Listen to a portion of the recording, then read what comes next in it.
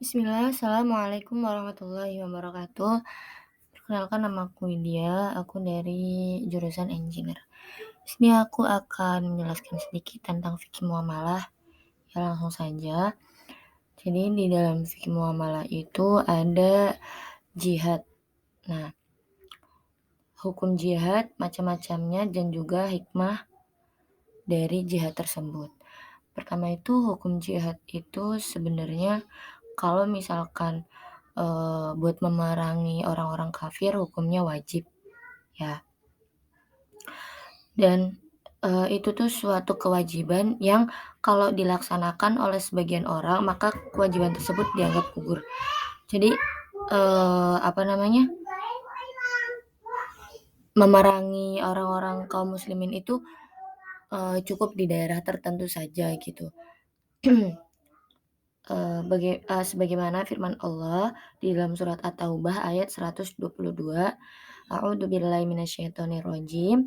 Wa ma kanal mu'minuna liyanfiru kaffah falawla nafaru min kulli firqatin minhum ta'ifatul liyatafaqahu fid din wa liyundiru qaumahum idza raja'u ilaihim la'allahum yahdharun. Nah, tapi bagi orang yang telah ditentukan oleh pemimpin, maka hukumnya menjadi wajib ain baginya berdasarkan sabda Rasulullah SAW, wa idas wa idastumfirtum fangfiru. Jika kamu diseru berjihad, maka pergilah.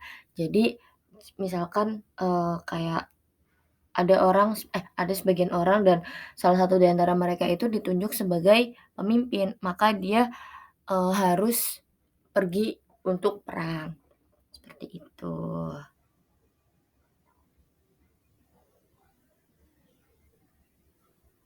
Dan kalaupun,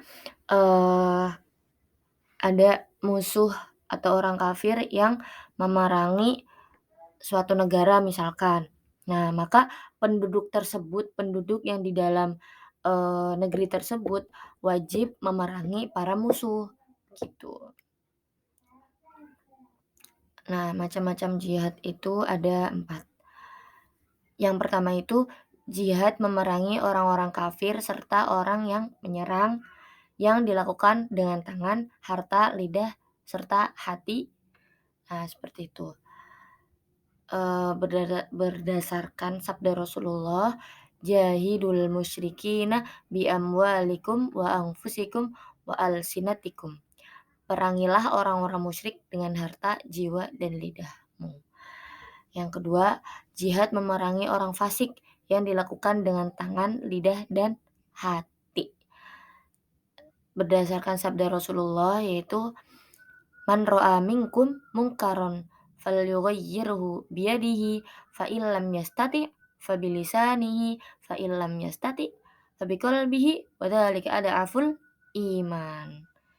Barang siapa di antara kalian yang melihat suatu kemungkaran, ya, maka hendaklah ia merubahnya dengan tangan.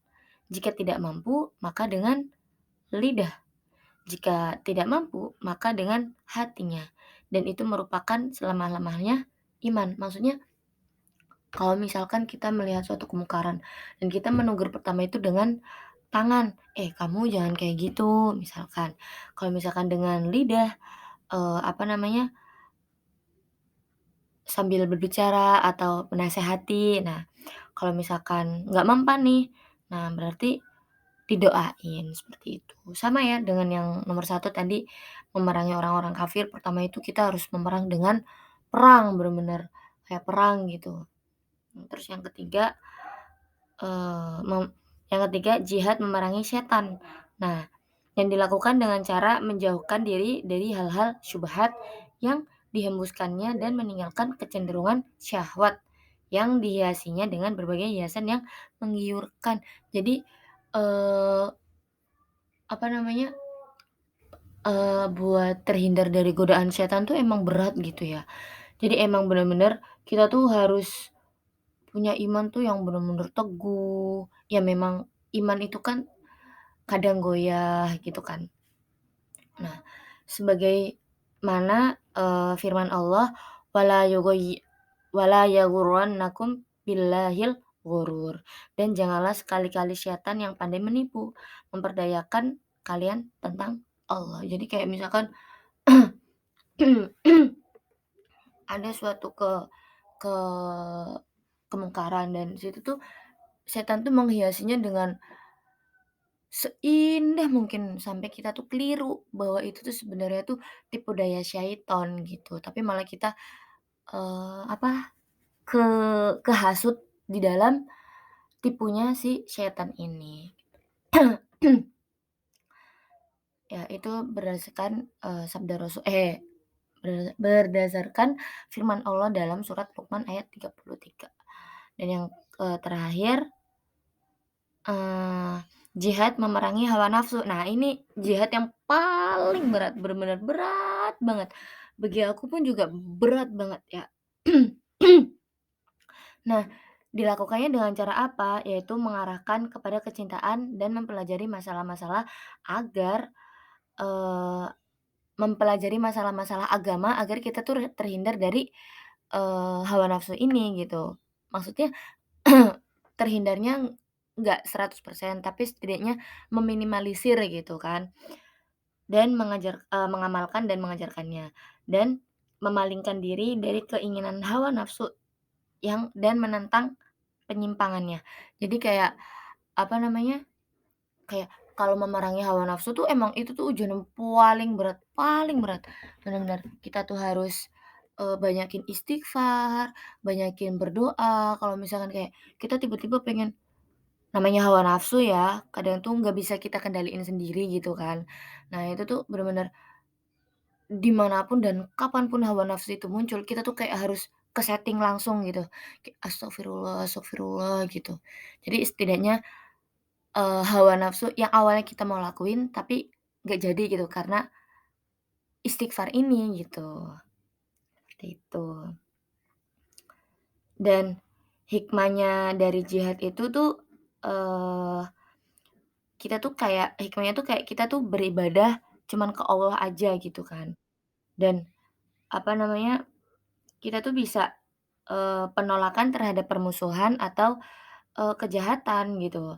Dan, memelihara jiwa kita juga harta kita gitu kan, gitu. Sebagaimana firman Allah juga di dalam surat Al-Anfal ayat 39, "A'udzubillahi minasyaitonirrajim, wa qatiluhum hatta la takuna fitnatu wa yakunad dinu lil dinunil" maaf, "wa yakunad dinu kulluhu lillah." Dan perangilah mereka supaya jangan ada fitnah dan supaya agama itu semata-mata untuk Allah, seperti itu, ya. Dan keutamaan jihad itu banyak ya keutamaannya. Karena, jihad itu, pahalanya itu kalau misalkan kita meninggal dalam keadaan jihad itu benar-benar syahid, dikatakan meninggal syahid. Dan dalil yang berkenaan dengan keutamaan jihad dan mati syahid di jalan Allah, yaitu terdapat dalam sejumlah berita ilahi, yaitu dalam Al-Qur'an gitu kan. Nah, eee, aku bacain di dalam surat apa ya ini? Aku bacain dulu. A'udzubillahi minasyaitonirrajim. Innallaha ashtara minal mu'minina anfusahum wa amwalahum bi anna lahumul jannah yuqatiluna fi sabilillahi wa yaqtuluna wa yuqtalun. Wa'dan 'alaihi haqqan fit Taurati wal Injil wal Qur'an.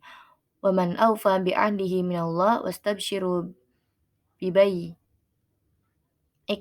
ladzi bay'atum bihi wa dzalika huwal fawzul 'adzim. Itu. Dan di dalam jihad pun juga, apa namanya, ada yang harus kita jaga gitu kayak perbatasan perbatasan wilayah gitu, itu tuh namanya ar-ribat.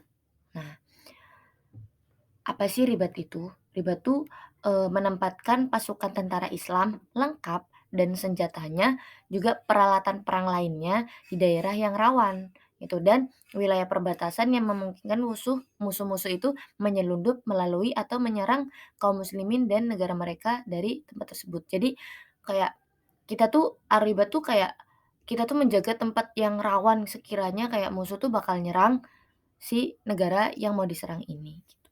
Hukumnya apa? Hukumnya wajib kifayah. Ya sebagaimana dalam jihad kan, itu tuh wajib gitu.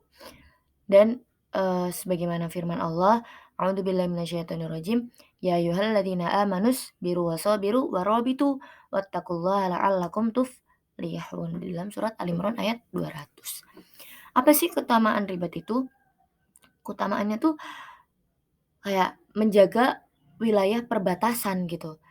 Bener-bener perbatasan antara kaum kafir nih, kaum musuh, sama kaum yang mau diserang. Itu tuh menjaganya tuh sebagai keutamaan, seperti itu. Nah, itu tuh termasuk takarub. Takarub itu berarti pendekatan yang paling agung, takarub yang agung. Nah, sebagaimana, sabda Rasulullah ya, tuh "Hibatu yaumi fi sabilillah khairum minad dunya wa ma 'alaiha." Jadi menjaga perbatasan yang di jalan Allah. Jadi kalau misalkan suatu hari dia tuh menjaga perbatasan tersebut karena Allah gitu. Itu tuh lebih baik dari dunia dan seisinya gitu. Jadi kalaupun meninggal pas menjaga perbatasan tersebut, nah itu termasuk sudah mati syahid, seperti itu.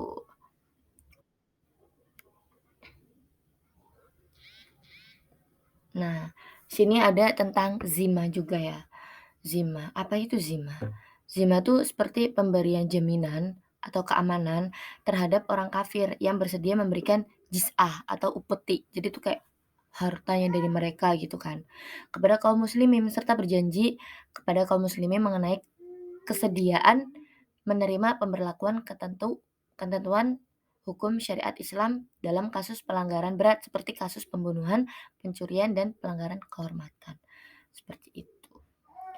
Nah, kira-kira siapa sih yang berhak melakukan akad zimah?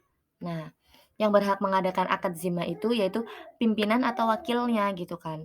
Sedangkan selain keduanya nggak berhak. Jadi kayak pasukan lainnya tuh nggak berhak ngelakuin. Yang berhak ngelakuin tuh kayak pemimpinnya sama wakilnya gitu loh. Kayak ibaratnya zimah ini tuh jaminan gitu. Kalau misalkan kayak dalam perang ternyata ada yang terluka karena kehormatannya kenapa gitu. Nah, lawan tuh harus bersedia menyediakan upeti seperti itu. Nah, seperti itu. Ya, kurang lebih seperti itu ya. Nah,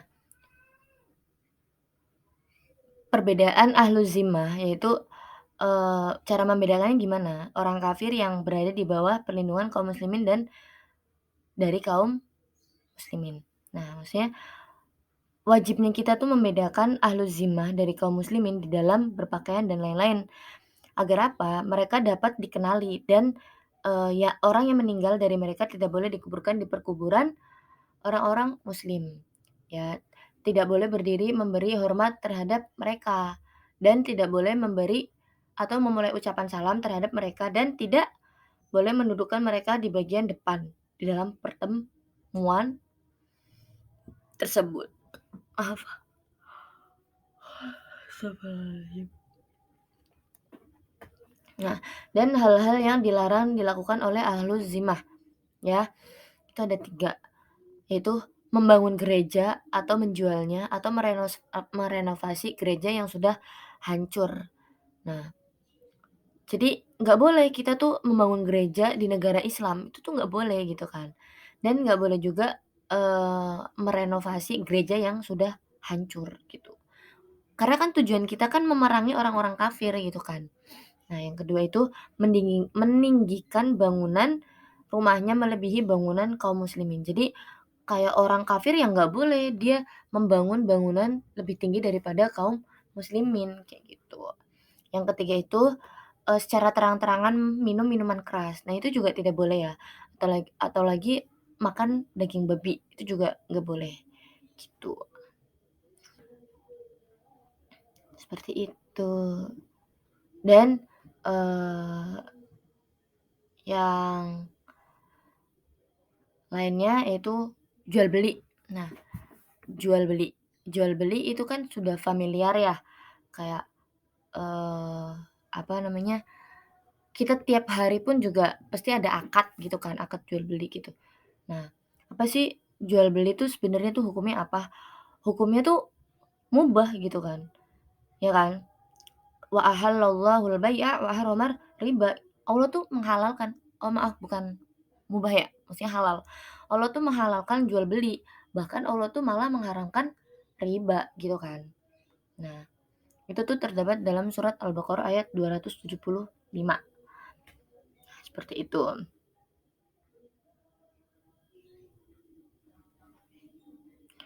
Nah, terus hikmah dari jual beli itu apa sih?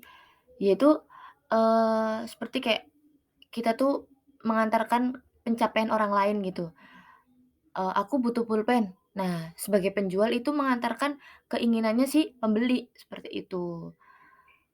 Nah, begitu juga rukun jual beli itu ada 5, yaitu ada pembeli ada penjual, ada pembeli, ada barang yang dijual, ada kalimat transaksi, juga adanya keriduan di antara kedua belah pihak. Nah, aku jelasin satu-satu nih, tentang penjual. Penjual ini tuh berarti dia tuh harus, punya barang yang sempurna yang bakal dia jual gitu kan. Nah, jadi, pastinya kayak penjual ini sudah ridho dong, ya kan, sudah ridho kalau misalkan barangnya mau dijual gitu kan. Nah, yang kedua itu pembeli. Nah, pembeli ini tuh berarti pembeli tuh pastinya orang pintar ya, karena dia berani mengeluarkan uang untuk membeli barang gitu kan. Nah, itu juga pastinya dia sudah ridho, "Aku mau beli barang ini ke penjual ini." Nah, seperti itu. Dan yang ketiga itu barang yang dijual. Nah, maksudnya apa?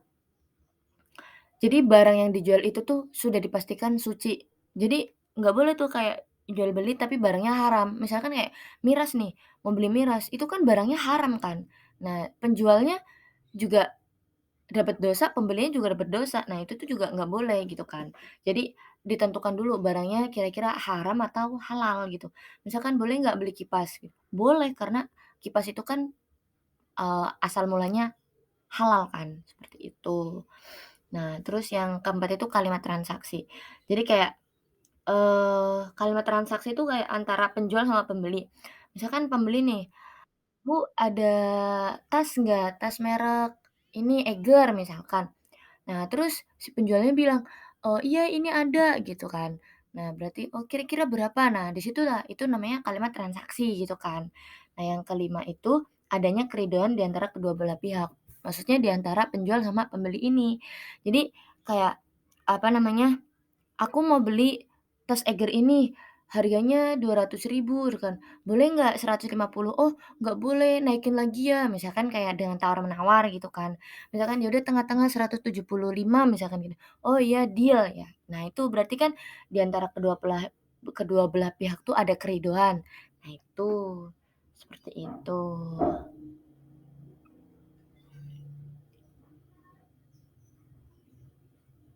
Seperti itu ya. Jadi, nah, eee di situ juga ada persyaratan ya yang dianggap syah kan, yang dianggap sah dalam jual beli, juga ada yang, persyaratan yang dianggap tidak sah dalam jual beli, seperti itu ya.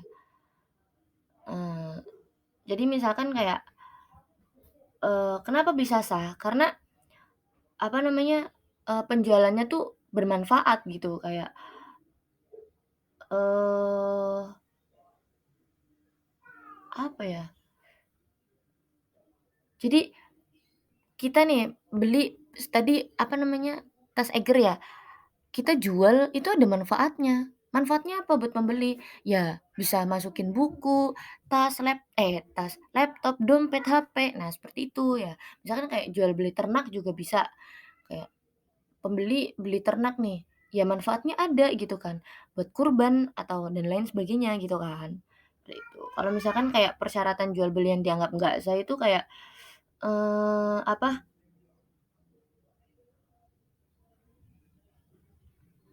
misalkan suatu yang merusak asal hukum jual beli. Ya misalkan penjual binatang ternak mensyaratkan pembelinya tidak menjualnya kembali dan tidak menjualnya kepada contohnya ya. Jadi kayak ada syarat-syaratnya gitu loh. "Aku nih jual ke kamu ya, nih kambingnya, tapi kamu jangan jual ke ini." Nah itu tuh nggak boleh gitu. Kan sudah haknya si pembeli kan. Nah itu. Nah terus ini ada juga kayak, eee, misalkan kayak ada persyaratannya tuh yang batil kan. Nah itu tuh akadnya dianggap sah, namun syaratnya dianggap batal. Misalkan penjual mensyaratkan kepada pembeli agar tidak jual rugi ketika ingin menjual barang tersebut, dan penjual mensyaratkan perwakilan budak yang dijualnya kepadanya. Nah itu tuh nggak boleh gitu. Nah terus hukum khiyar, khiyar itu apa sih? Khiyar tuh kayak memilih gitu kan dalam jual beli. Itu ada berapa ya? Aku sebutin 2 aja ya. Nah, khiyar tuh kayak selama penjual dan pembeli masih berada di tempat transaksi dan mereka tuh belum berpisah gitu, maka masing-masing dari keduanya itu berhak untuk khiyar, memilih gitu. Misalkan tadi kan beli tas Eiger gitu kan, mereka tuh masih dalam transaksi ya. Nah, terus nanya nih, apa namanya, "Ini, apa, aku maunya yang warna hitam deh," gitu kan. "Oh, nggak, biru aja nih bagus," misalkan kayak gitu. Nah, itu juga nggak apa-apa gitu loh. Terus, apa namanya, yang kedua tuh ya jika salah satu dari orang yang melakukan jual beli mensyaratkan hingga waktu tertentu untuk khiyar, kemudian keduanya menyetujui, maka keduanya berhak untuk khiyar asyarat hingga waktu tersebut berakhir. Jadi kayak misalkan nih, "Ya udah, eee, sampai jam 10 ya, tak kasih waktu, kamu milih." Gitu. Nah, itu kan berarti kan ada terus si pembeli bilang, "Iya, nggak apa-apa." Nah, berarti kan antara pembeli sama penjual tuh ada akad kan kayak, "Ya udah tak kasih waktu sampai jam 10 kamu milih mau eger biru apa hitam," gitu. Nanti kalau udah jam 10 ya udah kamu berhak milih yang mana. Nah itu, seperti itu. Seperti itu ya, guys. Nah, terus di sini tuh ya ada riba, ya kan. Riba itu bahaya sekali ya, guys. Riba itu benar-benar dosa yang paling berat, itu tuh menyeramkan riba tuh, benar. Riba tuh kayak sejumlah harta yang bersifat khusus, yaitu riba tuh ada 2, riba riba fadil sama riba nasi'ah. Nah, riba fadil ini tuh menjual suatu jenis barang yang di dalamnya dimungkinkan terjadinya riba dengan barang sejenis dengan jumlah lebih banyak. Misalkan ya, aku menjual 1 kintal gandum dengan 1/4 kintal gandum, dan seperempatnya itu kurma gitu, dan setengahnya lagi, apa namanya, seon lagi, perak gitu, seonnya lagi dirham, ya pokoknya pakai perak, pakai uang gitu kan. Nah, di situ tuh nggak boleh. Jadi harusnya kalau misalkan kayak mau beli nih, beli barang, misalkan ya, contoh nih beli tadi tas Eiger ya, aku mau beli tas Eiger tapi aku, maunya misalkan misalkan harganya 200 ya, duitnya, 100.000, terus, ada dijualnya pakai, apa namanya, emas yang emas kemahalan deng, misalkan pakai perak perak cincin perak itu kan murah ya, itu, ditambahin barang lain, nah itu tuh nggak boleh gitu kan, seperti itu. Karena jumlahnya tuh nggak sama, seperti itu, jumlah harganya gitu loh. Nah, kalau riba nasi'ah itu kredit. Nah, itu tuh riba jahiliyah gitu loh, kayak Allah tuh udah jelasin kalau riba nasi'ah tuh bener-bener nggak boleh gitu kan, gitu. Jadi, apa namanya, kayak kredit apa, kredit barang atau apa tuh juga nggak boleh gitu loh. Karena kayak pembelian awal sama gimana ya, pembeli apa, eee, harga awal sama harga akhir tuh beda. Misalkan kayak mau kredit motor ya, kredit motor DP-nya 5 juta gitu, angsurannya itu misalkan 1.100.000 gitu kan, di jangka waktu 2 tahun. Nah, justru kalau misalkan kita kredit, nah itu tuh jauh lebih banyak daripada nominal harga aslinya gitu. Misalkan kredit motor itu misalkan motor Vario ya, Vario, 125 gitu, itu misalkan harganya 21 juta. Nah kita DP-nya 5 juta nih, berarti kan kurang 16 juta kan. Nah nah 16 juta ini kita angsur selama 2 tahun. Kalau misalkan, apa namanya, 1 bulannya itu 1.100.000 dikalikan 12 bulan gitu kan, berarti otomatis, berapa, 13 juta, 13 juta 100, iya nggak sih? 13 juta, pokoknya kayaknya 13 juta lebih lah. Nah itu, kalau misalkan ya, itu baru setahun ya, terus 2 tahun gitu kan, otomatis ada 26 juta lebih, 27 juta lah. Sedangkan kita udah DP 5 juta, otomatis ya kan 30 juta lebih kan satu motor. Nah kayak gitu, itu tuh nggak boleh. Terus jual beli mata uang, kayak apa namanya, emang sih sebenarnya tuh jual beli itu aslinya boleh gitu kan, tapi juga ada yang nggak ngebolehin gitu. Maaf maaf maaf.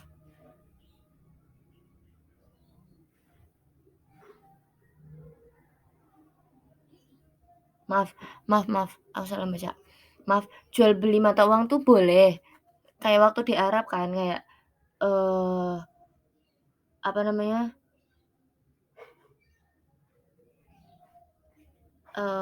jualah emas dengan perak menurut kehendakmu secara kontan. Oh, jadi dia itu boleh jual mata uang, tapi asalkan tuh kontan langsung gitu loh, nggak boleh kayak nanti-nanti. Nah, kalau yang nanti-nanti itu malah jadinya tuh kayak nggak boleh gitu. Tadi ya awalnya boleh, tapi nggak boleh karena ketentuan gitu, tuh,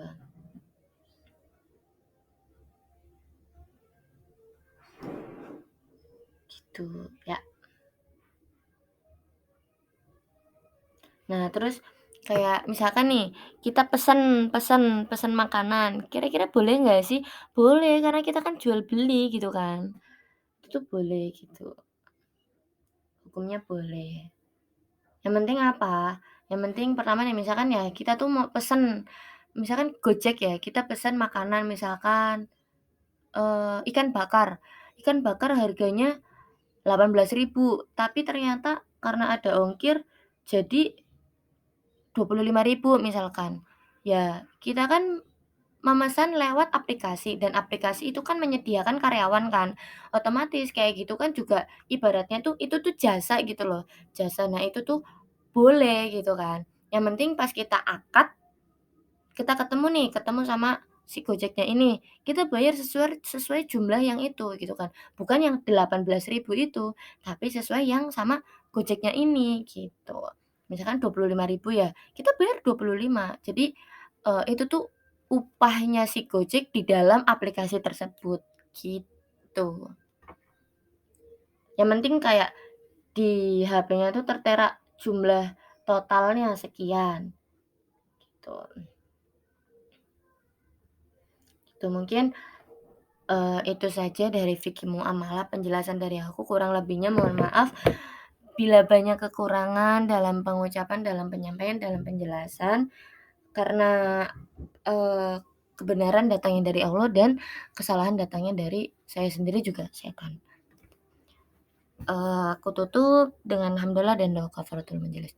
Alhamdulillahirabbil alamin, subhanakallahumma wa bihamdika asyhadu an la ilaha illa anta astaghfiruka wa atubu ilaik. Syukran, assalamualaikum warahmatullahi wabarakatuh.